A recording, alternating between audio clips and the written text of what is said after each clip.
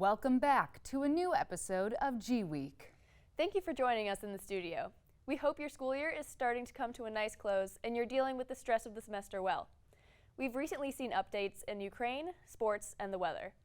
We've also been tracking more local stories like the removal of the GW mask mandate and major DC updates like a new female-based walking group, as well as the controversy surrounding pro-life activist Lauren Handy. Stay tuned and we'll be back with more.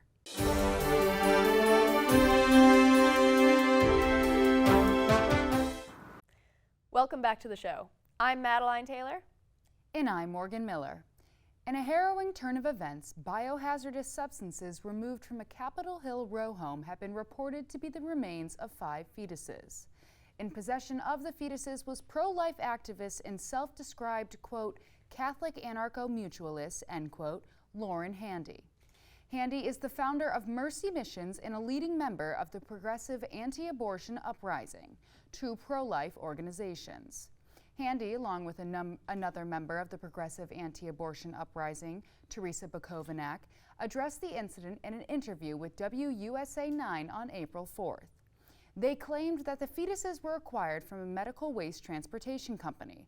However, the company denies the allegations.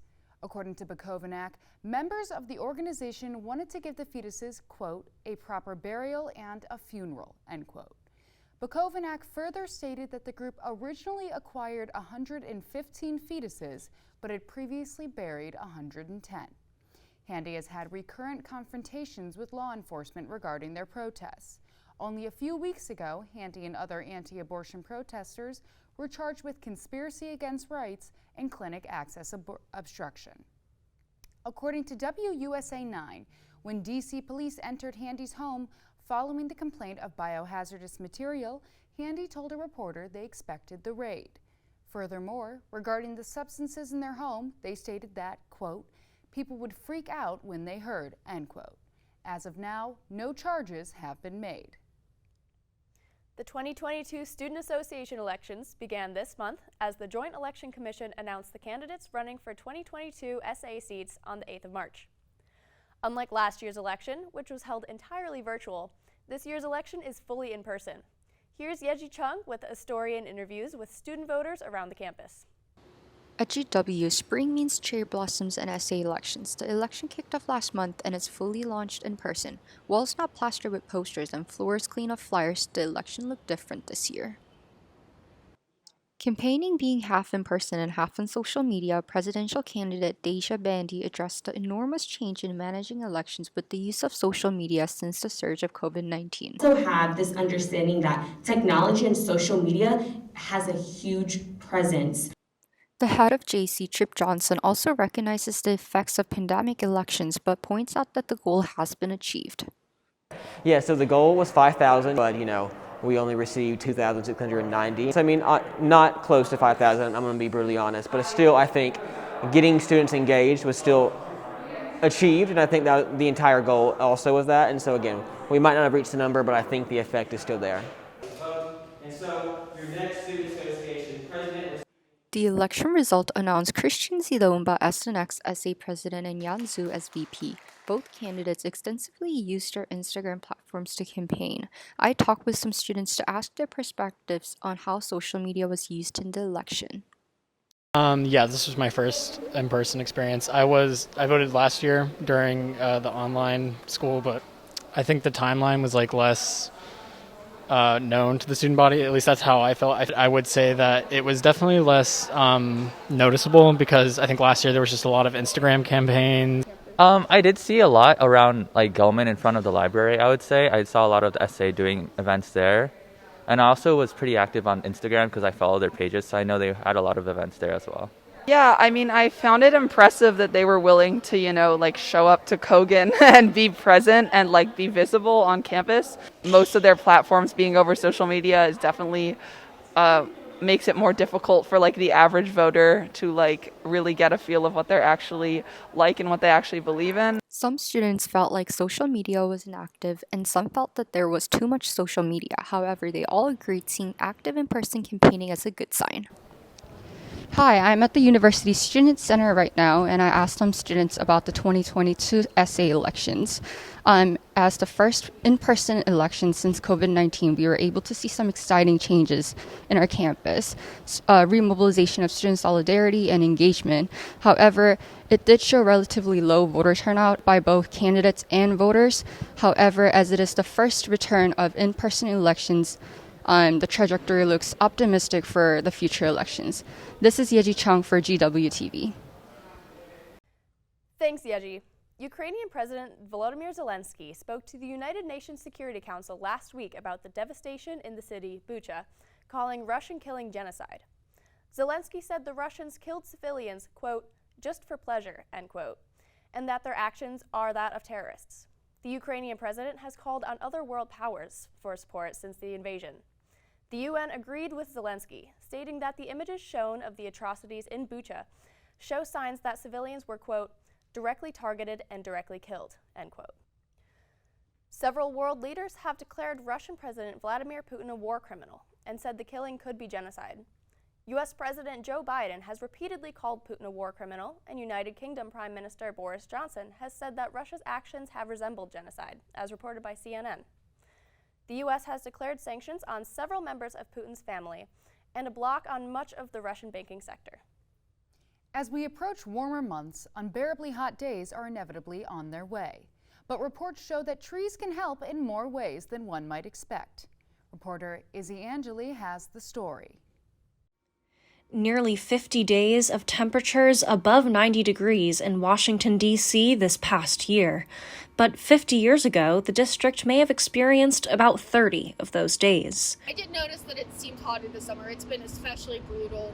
I had to start taking my dog on less walks because it would burn her paws on the pavement. It was just too hot for her, and honestly too hot for me to do much outside too, especially with the lack of shade over in Franklin Park, which is our normal route. As a volunteer who goes out into the community and I do HIV screening on the weekends in Wards 7 and 8, I noticed a significant decrease in the amount of shaded areas with trees. So, what happened between the 1970s and now? The National Oceanic and Atmospheric Association calls it the urban heat island effect. Surfaces with roads and buildings absorb and radiate far more heat than landscapes with trees and grass. National Geographic visiting professor of science communication at the George Washington University, Lisa Palmer, has been reporting on such phenomena for nearly 15 years. One of the really interesting aspects of how trees can help us in city environments is how they shade where we live. Professor Palmer also said that reports measuring energy costs of homes with tree canopy versus without show significantly less energy costs in homes that are shaded by a tree. The trees can be used as not only a place to help communities grow and thrive with gentrification, but also a way for them to have reduction in crime. They've actually shown areas with more trees have a reduction in crime, as well as sort of this more of a community pride around them sustaining their looks and health. Professor Palmer's solution to heat waves and subsequent rise in crime rates? Plant more trees, but do your research first. If it's a kind of tree that drops a lot of acorns or drops a lot of big leaves, it can be very difficult for the people who live there to try to keep up with the leaf litter and all the other things that keep up with it. So it has to be the right tree for the right place as well. Visit DC's Department of Transportation Urban Forestry website for more information on how to get involved, services, and tree permits. Energy savings, decreased crime, an increased sense of community, all things that trees like the ones behind me can provide to any community. Izzy Angeli reporting for GWEEK. Thanks, Izzy. We'll be back after the break. George Washington played a critical role in hosting debate and discourse on events of the day. The right answer is not to refuse the other. The right answer is not to say, get rid of this religion. It's not part of us. It's wrong. I think that the story of America is a story of race. So when I think of the questions that I'm asking or the stories that I'm going to write, I'm thinking, okay, well, what are we learning about our country? Well, I think the likelihood of him being indicted is close to 100%. There was a lot of hurdles that had to be cleared in order for that to happen. One of the reasons that Donald Trump is president is because there is such a frustration with the way that Washington functions. Sympathy is one thing, but empathy is the language of recovery, and it's something that's, without a doubt, instilled into every person that's in recovery. It's never lead with the positive, it's always lead with the perceived negative. Well, that is part of the problem. I mean, I actually would agree with you on that. Thank you. You're welcome.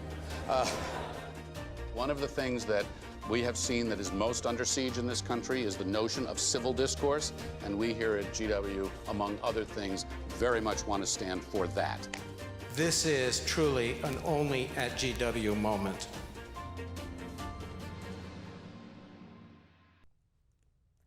Welcome back. GW students are now able to choose whether they wear masks in class or not. Last week, the university officially lifted the mask mandate, making the facial coverings optional, but still, quote, strongly recommended, end quote. The lift applies to all facets of university activity with the exception of the Colonial Health Center and GW Medical Faculty Associates, according to an email distributed to the GW community at the beginning of the month.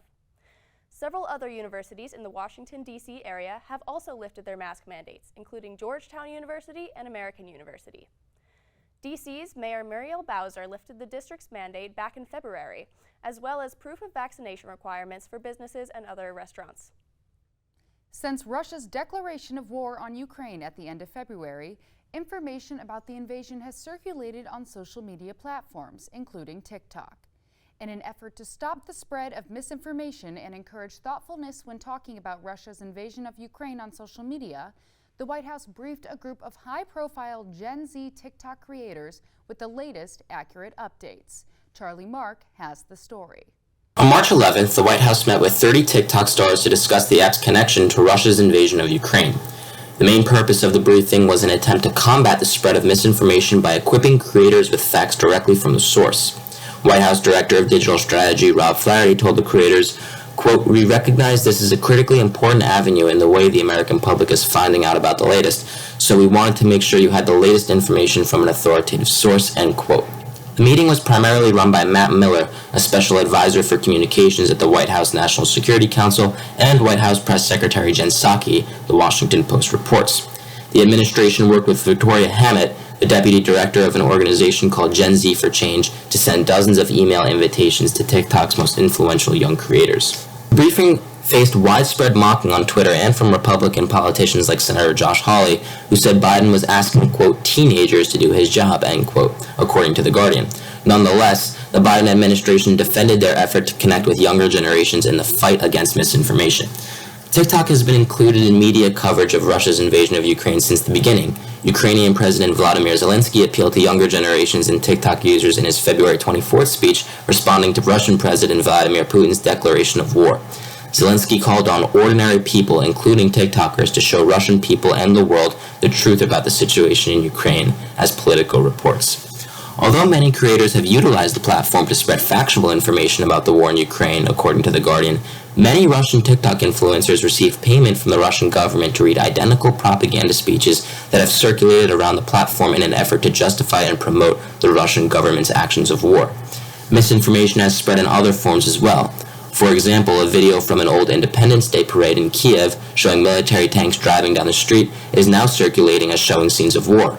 While some commend the efforts of citizen reporters on the ground giving a first-hand look into the war, other technology experts such as Dr. Jen Shreddy remind people that anything on social media lacks context and that, quote, decontextualized and provocative posts are more likely to go viral than well-researched or verified stories, so scrutiny is advised, end quote. TikTok is taking steps to combat the spread of misinformation. They announced that they will implement a pilot program for identifying state-sponsored accounts on Thursday, March 3rd, despite their wish to avoid politics in the past, the Washington Post reported. Other social media sites like Facebook and Twitter have had a similar feature for years, but nonetheless, the threat of misinformation remains and is more prevalent than ever during what is being dubbed the TikTok war in Ukraine. Many influencers in attendance at the briefing released video summaries of what they learned and announced their plans to keep the public informed about the war in Ukraine in a responsible, factual way. For GWEEK, I'm Charlie Mark. Thanks, Charlie. In the early hours of Sunday, April 3rd, at least 6 people were killed and 12 injured when over 100 shots were fired following a bustling Saturday night out in Sacramento, California. Police arrived at the scene shortly after the shooting began and attempted to resuscitate victims. Sacramento police confirmed that there were multiple shooters involved and that the shooting took place following a large fight. However, only one man has been arrested in connection with the shooting, 26-year-old Dondre Martin. The deadly shooting comes amidst an outcry from many Americans to stop gun violence across the nation. President Joe Biden called on Congress to make further progress towards gun reform. He stated, quote, "We must do more than mourn. We must act," end quote. Biden wasn't the only political figure calling for change. California State Attorney General Rob Bonta stated, quote, "There have been about as many mass shootings in America as days so far in 2022, end quote. Also stating that, quote, "This work is urgent. We must act now," end quote. Bonta is not far off, as the Gun Violence Archive reports at least 120 mass shootings in the United States in 2022. Following the shooting, a vigil including flowers and candles was set up for the victims near the site of the violence. Despite the outrage following the event, Republicans and Democrats remain split on gun control and reform as legislation stays halted in Congress. We'll be back after the break. This isn't just our battle cry. It's our call, our challenge. Because when you were called to Washington, you were called to higher expectations, to a higher standard. We are called here to advance knowledge, to serve society, to change the world. Is that too lofty? Too aspirational? Is it simply too much to expect? Not if your classroom is a Smithsonian, the IMF, or on the doorstep of the Supreme Court. Not if you have access to the most hallowed institutions and formidable leaders. Not if you are given the tools to change minds, shape laws, influence entire fields of study, advance our way of life, change the course of history. From the nation's capital to the four corners of the earth, to far below the surface and far beyond our atmosphere. Here, unique opportunities, the ones that many people work much of their lives to get, are within your reach from the moment you arrive. This is where you find new pathways for preventing global epidemics, where your unexpected friend propels a new scientific movement forward. This is where you push forward as a team to break records and reach new heights. Where your classroom is 68 square miles of the most consequential land on Earth. This is where you will make it happen. This is the George Washington University. Welcome back. The U.S. government and Spanish civil guards seized the boat of Viktor Vekselberg, a Russian oligarch, off the coast of Spain in Majorca, according to the Associated Press. They also said that the U.S. Justice Department received a warrant from a Washington federal judge and, quote, alleges the yacht should be forfeited for violating the U.S. bank fraud, money laundering, and sanction statutes, end quote. SuperYachtFan.com prices the boat at $120 million. The seizure comes after an effort of the U.S. to enforce sanctions towards repos, Russian elites, proxies, and oligarchs, also according to the Associated Press. The government wants to hold Russians accountable for its war actions and is also launching a sanctions enforcement task force called KleptoCapture to target institutions that help oligarchs move money. This all comes after Joe Biden's remark in his State of the Union address, where he said that he would, quote, find and seize all of your yachts, your luxury apartments, your private jets, end quote, sending the message to oligarchs. City Girls Who Walk DC is a new group dedicated to helping women in the district find a community. According to their Instagram FAQs, many of those who joined moved to the city in the pandemic, making it hard to meet friends, explore new areas, and find good restaurants. The group's walks last about an hour and are often followed by a hangout at one of DC's many restaurants. They have only 2 requirements. You must like to walk and have fun. Their Instagram, @CityGirlsWhoWalkDC, provides more information for weekly walks and also has a GroupMe link that is not necessary to join. They currently have 2,902 followers on Instagram. And according to the Washington Post, Abby Smith started the group after moving to DC to work for the Children's National Hospital. She was, quote, missing that fulfilling human connection, end quote. In addition, the Washington Post reports that the group has even started to form subgroups based on locations around DC and individual interests and hobbies. What do you think, Madeline? Could be fun. I know, especially with the nice weather this spring. I think I should probably go before it starts getting really humid. Sounds like we're going for a walk on Sunday. I think I might have just found my new Sunday plan. With GW's location in the city, students can take advantage of the wonderful resources around them. One institution that is only a short walk away is the Kennedy Center. Lady Mason has more on this longtime DC institution and how students can take advantage of deals available to them. Here I am at the John F. Kennedy Center for the Performing Arts, which is just a short walk or bus ride away from the GW campus. This building is a living memorial for the 35th President of the United States, whose likeness and words can be found around the complex. Although the creation of a national theater in the DC area was started before Kennedy's tenure as president, the building was made into a memorial after his assassination because of his generous monetary and public support for the project and the advancement of the arts. The Kennedy Center is home to many performance venues that host a variety of pieces in a given season. The Opera House with its red interior houses the famous crystal chandelier, most notably recognized from the Kennedy Center honors held each year in this space to honor those who have made an impact on the performing arts community. The concert hall with multiple tiers of seating allows for great visibility of the stage. Classical music concerts as well as speakers frequent this space. The Eisenhower Theater, which houses many of the touring theater productions, is comparable to a Broadway house. Other spaces include the Family and Terrace theaters. The Kennedy Center offers many deals and discounts for patrons of the arts, one of which is the MyTix program. If you are between the ages of 18 and 30, an elementary through undergraduate student, or an active duty member of the armed services, you are eligible to join this program. As a MyTix member, you'll have access to all kinds of Kennedy Center performances at a reduced price. You can see a Broadway hit, hear the National Symphony Orchestra, or be a part of an improv show. Special perks include 10% off food and beverages during a show, no additional service fees, and even a 10% discount at the gift shop. With this opportunity at your fingertips, it would be hard not to become a lover of the arts. For GWEEK, I'm Lady Mason. Thanks, Lady. With spring upon us, we would expect warming temperatures, but the district can't seem to hold on to these highs. The sudden increase in warmer weather in mid-March brought peak bloom for the highly anticipated cherry blossom season. However, recently we've seen lowering temperatures and tornado watches. One of the more severe elements has to be the high volume of wind gusts hitting the northwest DC area, wiping out what is left of the cherry blossoms. Especially with DC tourist season upon us, residents are subject to fluctuating weather conditions. In better news, the temperatures seem to be warming up this week, and the sun should be out as we head into mid-April. We'll be back after the break. Did you know there are hundreds of ways for you to volunteer with GW? Each year, over 1,500 alumni, parents, and friends contribute thousands of hours to make our community stronger. There are countless ways you can volunteer, so it's easy to choose an opportunity that is most meaningful to you, like connecting with students and alumni based on your student involvement, identity, or personal interests. Getting involved with your local alumni network. Mentoring a current student via our online mentoring platform. Connecting with prospective students through undergraduate admissions opportunities. Serving on an industry network leadership council. Becoming a social media ambassador. The list goes on.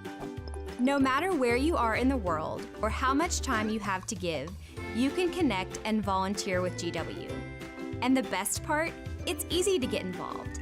Just visit alumni.gwu.edu/volunteer to learn more about these and other opportunities.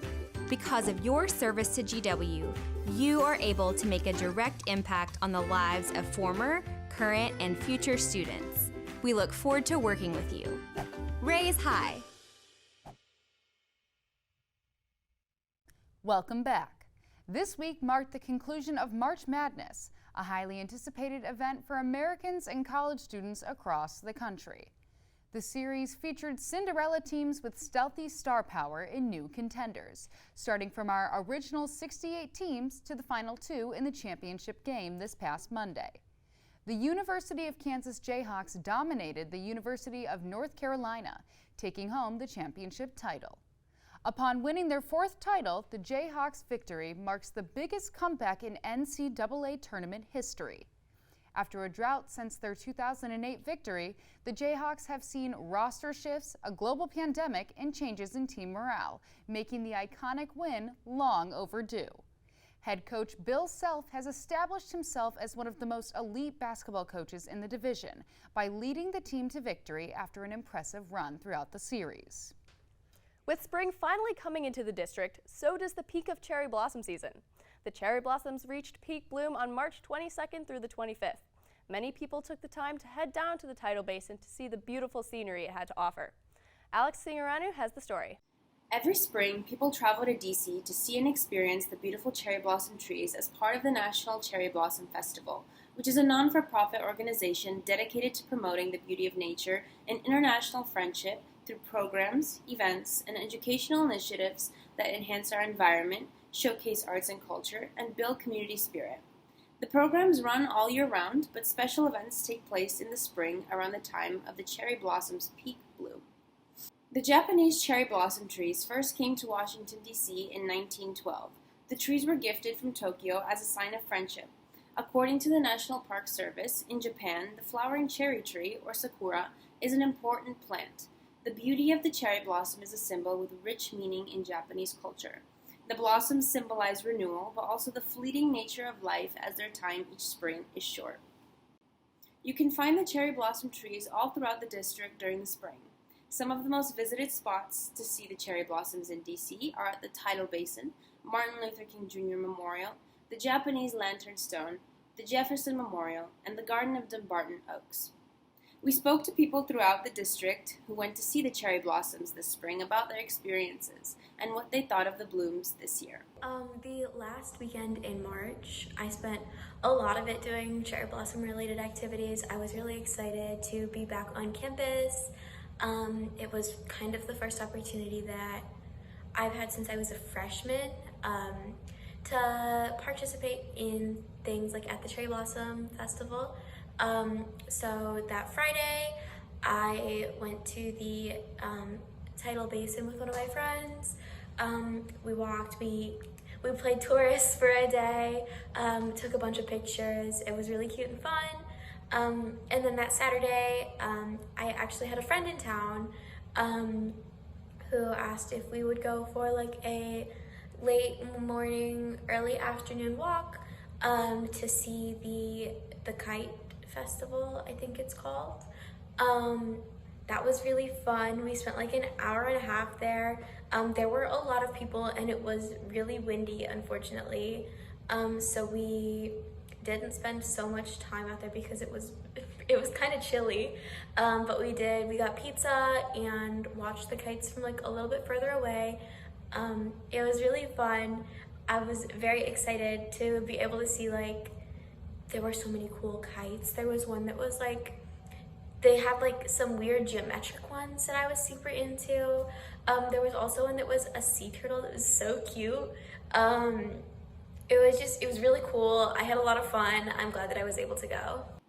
Make sure to step outside so you can still catch some of the cherry blossoms this spring and the Petalpalooza events that are taking place throughout April 17th. For GWEEK, I'm Alex Singaranu. Thanks, Alex. That's all we have for you today. We hope you enjoyed it. As always, check us out at gw-tv.com and on our Facebook, Instagram, and YouTube pages. Thanks for tuning in. Until next time, we'll see you around campus.